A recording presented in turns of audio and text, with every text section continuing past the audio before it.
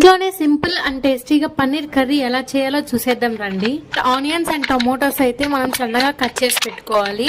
దాంట్లో కొంచెం oil add చేసుకోవాలి. ఇక మనం కట్ చేసి పెట్టుకున్న ఆనియన్స్ అండ్ టొమాటోస్ అయితే దాంట్లో వేసుకొని కాసేపు అయితే వేయించుకోవాలి. కాసేపు వేయించిన తర్వాత దాన్ని మనం మిక్సీ జార్లోకి ట్రాన్స్ఫర్ చేసుకొని పేస్ట్ లాగైతే చేసుకోవాలి. అండ్ నెక్స్ట్ అయితే మేము పన్నీర్ ని మీడియం సైజ్ లాగైతే కట్ చేసుకుంటున్నాము.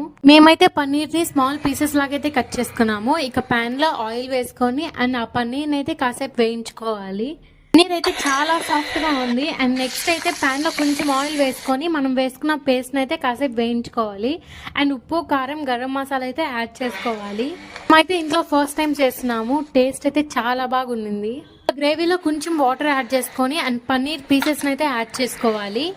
ఫైనల్ గా కొంచెం కస్తూరి మేతిని స్ప్రింకిల్ చేయాలి. ఇక అంతే మన పన్నీర్ కర్రీ రెడీ అయిపోయింది. కర్రీ అయితే చాలా బాగుంది. మీరు తప్పకుండా ట్రై చేయండి.